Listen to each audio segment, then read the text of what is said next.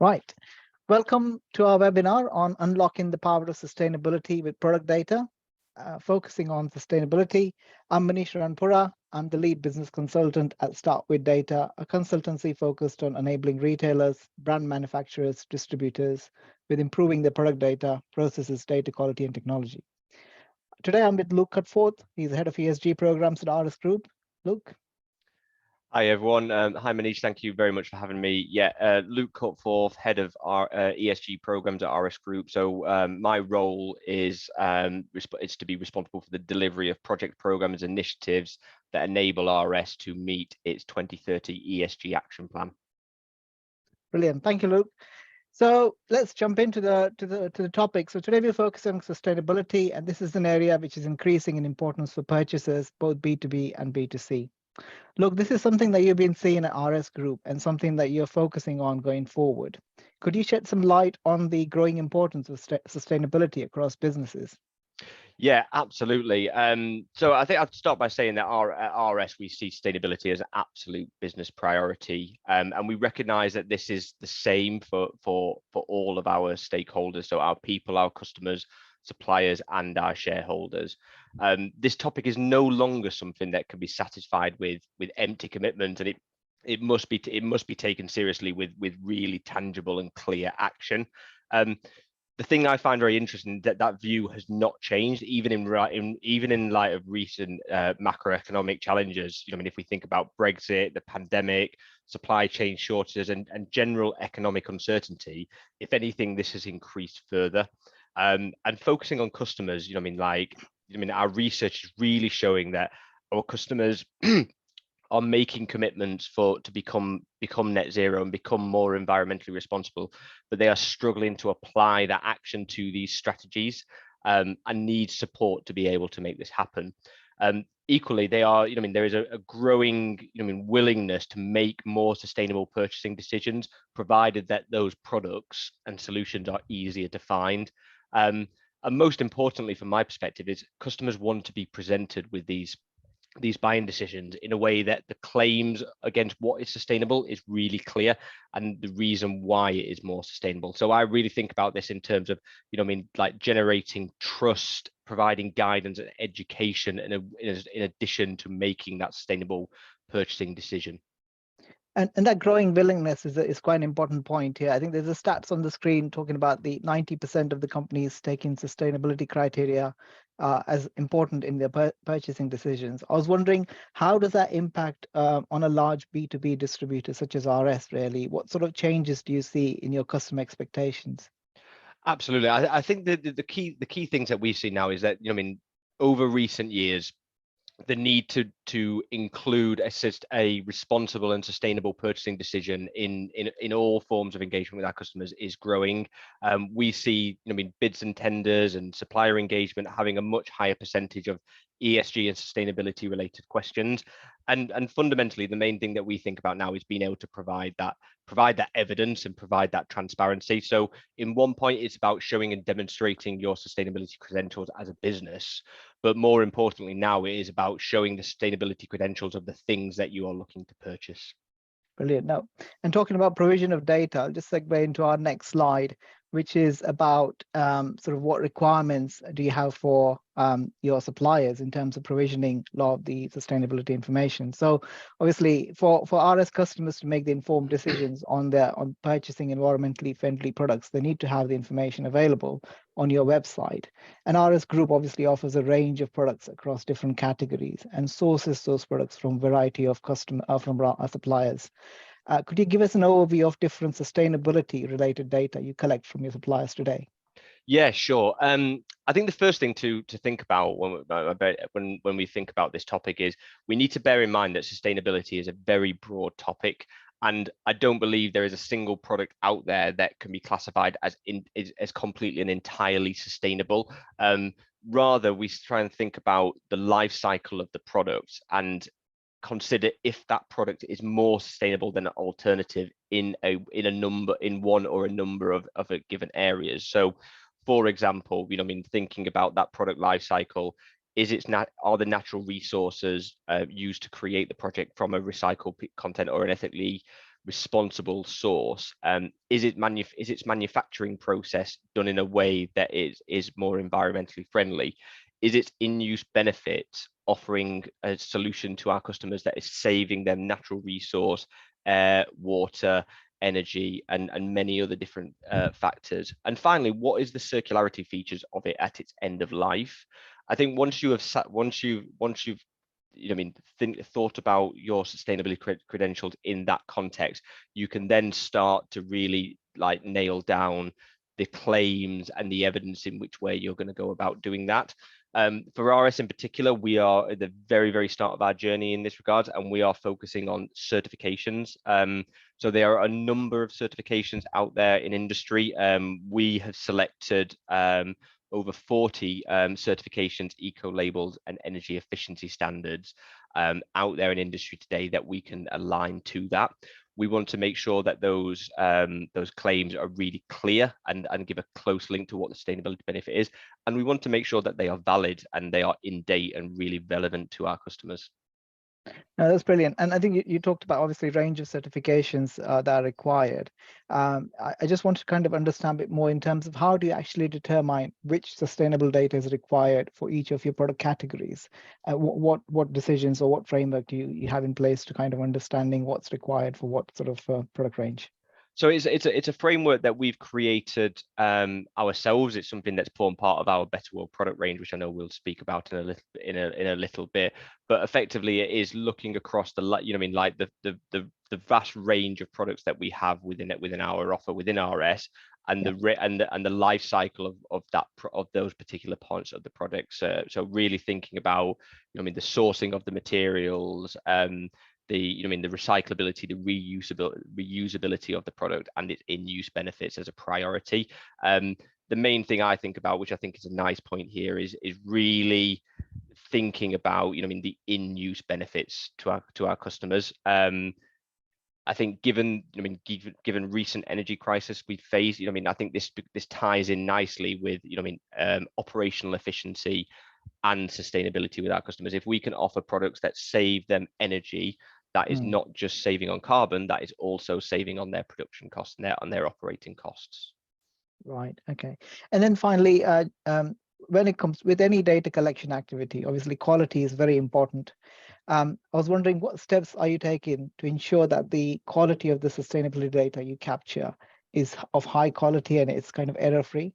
Yeah, sure. I think that is a challenge. Data quality is a challenge that we face regardless of whether we're talking about sustainability or not. I think it's something that we need to look at in general across our product data. But the principles that we take is that we work very, very closely on any data collection with our suppliers, with our data aggregator providers, and with our compliance and content teams within the business to make sure that we are sufficiently reviewing the documentation and the evidence that we are capturing, and where possible looking to automate this as well. Brilliant. Now that's great to know. Just jumping on to the products that you offer. Earlier this year, I know that RS Group have announced the launch of its Better World product range, which is obviously the range of products that are specifically sustainable and flagged and marked as sustainable. So these are the products that have made substantial improvements in their sustainability credentials and are supported by trusted certifications and eco-labels, making it easy, obviously, for RS customers to make an informed purchasing decisions. What are the key lessons have you got from this in terms of launching this range and growing this range forward? Yeah, great question. I think the main thing that I think about with Better World product range is we are at the very start of the journey here. So we've launched Better World product range in the UK and Ireland market in March of this year, with circa 20,000 products within our range today. But this is just the beginning. We have ambitions to grow the markets that we offer this solution out to, into EMEA and then into the Americas, and hopefully eventually into APAC as well. But we want to, there's multiple facets that we want to develop here. Firstly, considering the framework of how we classify products as sustainable. So we are classifying products today using certifications only, but we want to start to develop in that from a very simple certification model into a more elaborate claims-based model that opens up the opportunity for suppliers to make a specific claim about a product in terms of the nature of how it is sustainable, provided that it is supplied with sufficient and third-party assured evidence. That for us is very key. To make sure that we avoid claims of greenwashing, and also to make sure that what we develop is in line with developing legislation in this area. And another learning for me, I think, is recognizing that doing this in isolation is a challenge, and it's something that we have to do in collaboration with the experts within our own business, and with our suppliers as well, who know their products very deeply, and can consult with us and collaborate on creating something that is really value add to our customers. And just on that collaboration point, Luke, I was wondering what's the response like from your supplier base, really, in terms of supporting you with this range? Have they been kind of fairly positive? Kind of what have you experienced so far? Yeah, I would say the engagement we have so far has been entirely positive.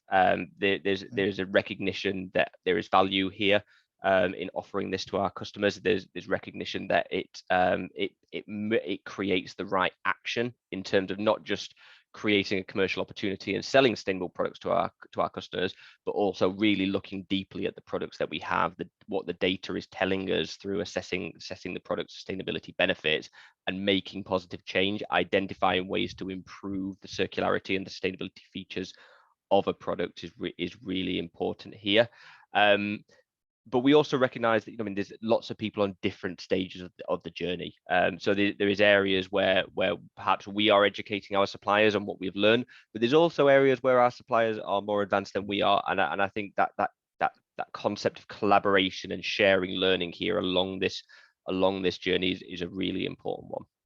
Oh, that's great to know. And you talked about sort of the claims and substantiated claims earlier on when we're talking about the data collection. I just want to kind of expand on that. And we've got a slide here kind of talking about the traceability. So obviously, with the increased focus on sustainability, we also have this unfortunate situation whereby companies make voluntary environmental claims with little or no evidence to back them. And this results in, I think, what you referred to as greenwashing earlier, where products or processes are made to appear as environmentally friendly, but they're truly not. And that both misleads the customers in terms of obviously making the buying decision, but also it's unfair on the companies that are making genuine effort to improve on their environmental performance. And we've got stats here to quote, which is 53.3% of examined environmental claims in the EU were found to be vague, misleading, or unfounded, and 40% were unsubstantiated. And this is coming from the European Commission. And in March this year, the European Commission also published its proposal on the Green Claims Directive, which aims to eliminate misleading environmental messaging across EU markets and address this greenwashing concerns. And there are fines of up to 4% of the revenue for the companies that are non-compliant with this directive. So that's quite a hefty fine. Given this backdrop, what do RS Group needs from their suppliers to ensure that the claims that they make about the sustainability of the products are substantiated? What process have you got in place to make sure that this is all verified? Yeah, really, really great question. I think the main thing I think about, in what is this directive trying to address? It's trying to fundamentally ensure that what claims we present to our customers, that they're clear, and B, that they're verified and they're backed up, and it's not obfuscating a trade-off around sustainability. I think that's a really important thing that I take away from this. And the way that we have to address this is to make sure that sustainability claim is clear and understandable to our customers. That's the first action that we take when we look at consider this and we work with our suppliers. Is we are building a framework that starts to effectively categorize claims of sustainability into a number of different buckets around that product life cycle, as we've discussed, and we want to make sure that the attribution that ladders up into that bucket is really clear and can be really clearly specified. So whether it is let's take raw materials as example, we want to make sure that the materials used for that product has a high recycled content, and we look for an attribute that says the percentage of that product by weight contains a minimum percentage of X recycled content. I think that's a way in which we can be really clear. And I think that, working with suppliers to share that framework, to develop that framework, to look at industry best practice, look at what our products have today, and find something that is high, of a higher standard, that helps us to clarify what that claim will be.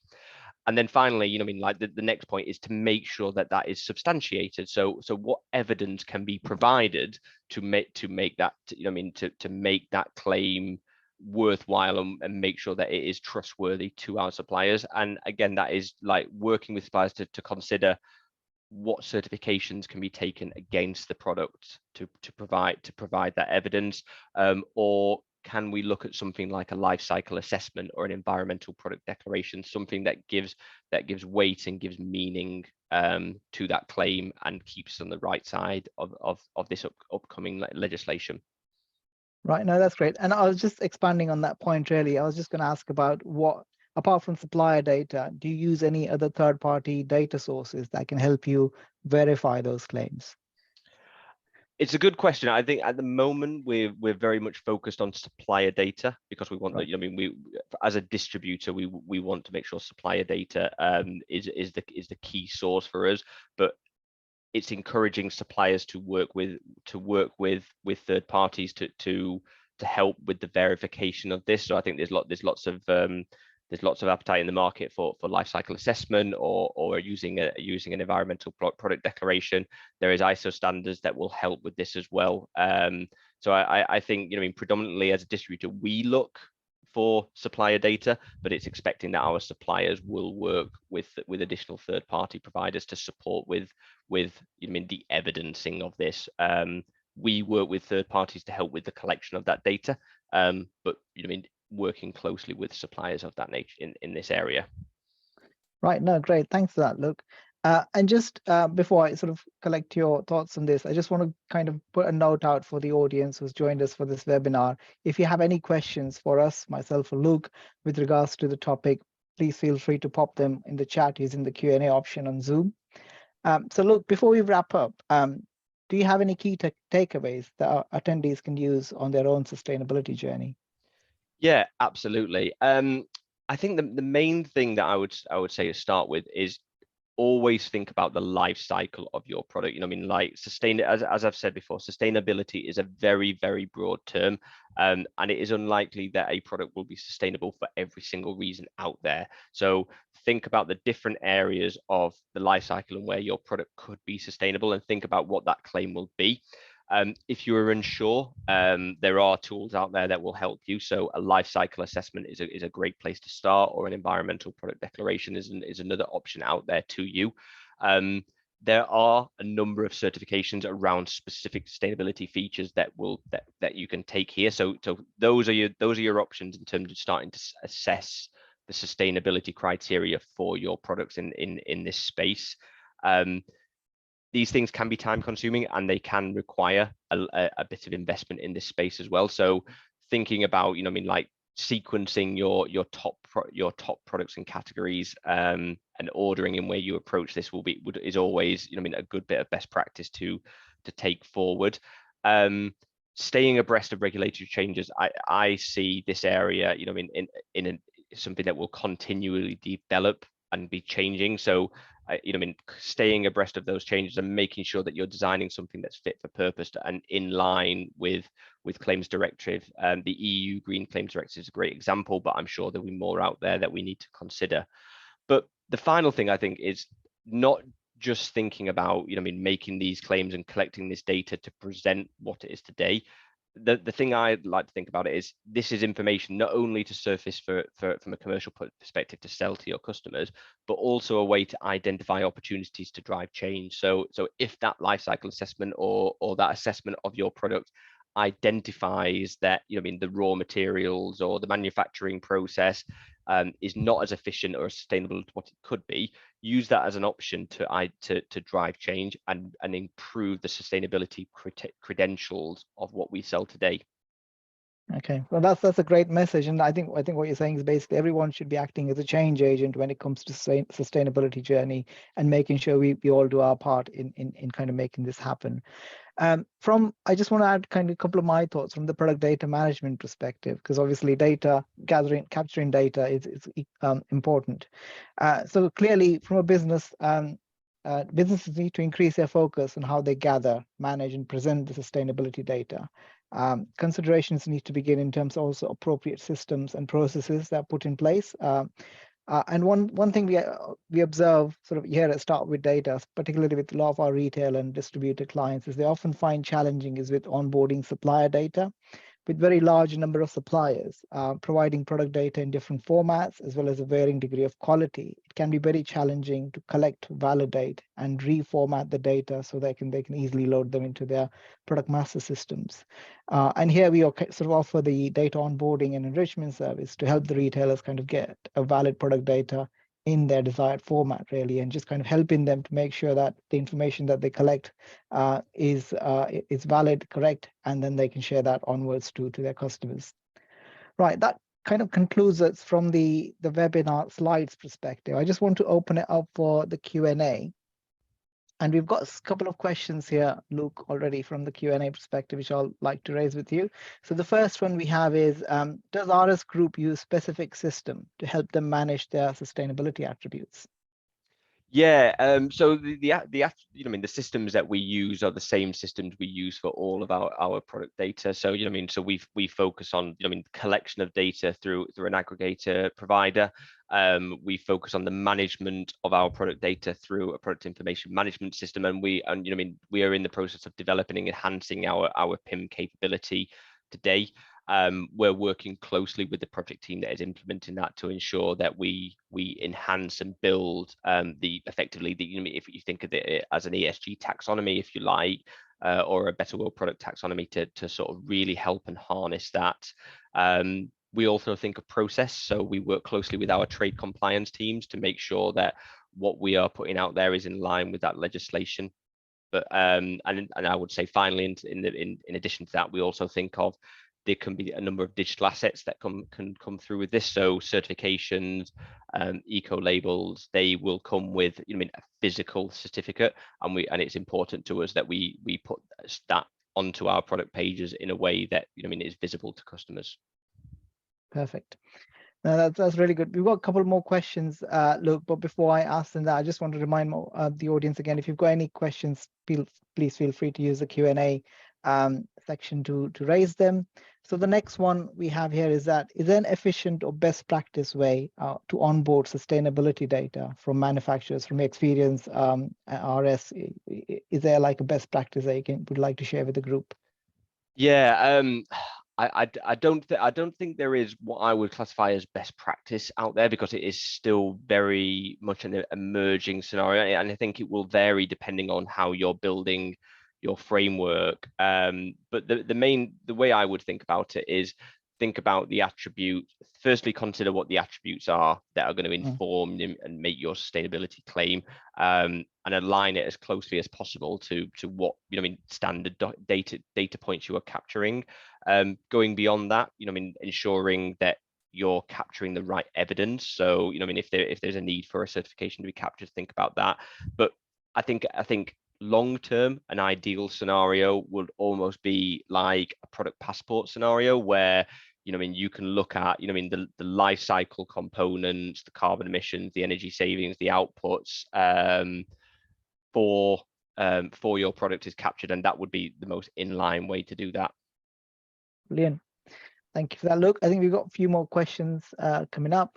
The first one is from Felicity Leverton. So how do you know which certificate is for which production run or /stock for an item, especially if it is for a raw material that is used across many products?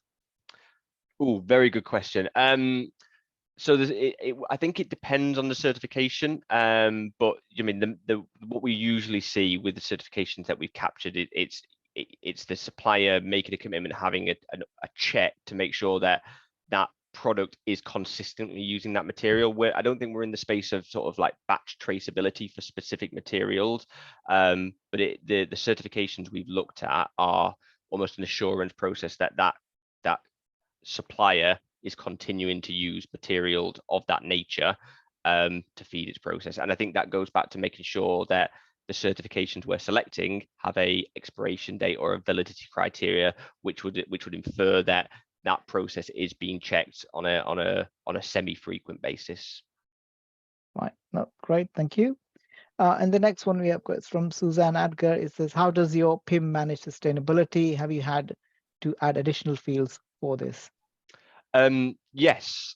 So with our certification framework today, we started very simple. So it's a matter of, is it a better world product? Yes, no. And the criteria for turning that flag to a yes or no is if it has contained one of those certifications that we are tracking. But again, as I've mentioned, this is very much just the start. And I think as we develop our framework to be more elaborate, and we want to develop the user experience to be more intuitive for our customers, those attributes will change, where we will start to look at fields such as, I mean, it's in use benefit, it's end of life, it's manufacturing process, and I imagine there will be, I mean, like a collection of attributes in there that will drive that filtering and that taxonomy that goes within there. But we are adding fields, yes. Yeah, and I was just going to add to that, your answer there, that like just most modern PIM systems are fairly flexible in terms of adding new attributes and kind of providing that sort of validations that you can apply when creating new sustainability attributes as well. We've got another question here. So how often do you complete full sustainable data verification for all your products with suppliers per year? And how do you capture and change existing data you hold? Okay, so I would say I don't think we've got a set cadence where we're annually reviewing that data. I think it will be a continuous process, and that process will be based upon the validity and the expiration time of the certifications that we have. I think as that process evolves, and as we get different claims and different standards, we will look at different aspects and different components for that. But my view is, at a minimum, we would be looking for, in line with our annual reporting processes, we would be doing it at the minimum an annual assurance of that data collectively. But the main thing for me is really harnessing workflow and automation to look at, the proof point of that claim being a certification or some sort of verification, that having a validity date. Once that validity date has expired, a workflow being initiated to make a review of that with our compliance teams and with our supplier managers. Right. And how do you manage the changes to that data? Is there like a separate process you follow in terms of any changes to that the sustainable data is captured? Yeah, so that would be a continuous engagement to make sure we work with our supplier data provider, with our aggregator, and with the supplier to make sure that they are providing us with the most up-to-date information and replacing it with a live document. Perfect. Right, and I've got one more question here, Luke. It's more about kind of more wider strategic view from RS Group perspective. So what are RS Group's like objectives / plans for upcoming years to advance sustainability goals? Great question. So staying with the theme of products and solutions to begin with better world products, our ambition is to grow our range to 100,000 products by FY25. And along the way to that, on the journey to that, we want to be expanding into a wider suite of markets. We want to make sure that the breadth of our products are really wide for our customers with a variety of different claims, and we want to develop that user experience to make sure it is really intuitive, informative, and trustworthy for our customers.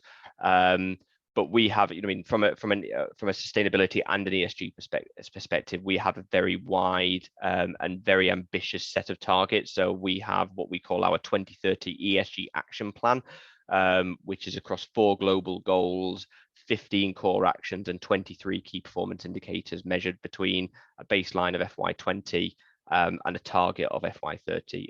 All is available on our website, and happy to talk about that at another date. Brilliant. Well, thank you, Luke. We've got one question. What do you intend to do if you find a supplier is supplying you with incorrect data? How do you get them to provide you with the accurate data? Oh, great question. I think it starts with conversation and collaboration. I think we are working through looking at, how we sort of like embed. We've got a general ambition where we're looking to work more closely with our suppliers and incentivize them and build more, more into our own personal supply management scorecard for managing data.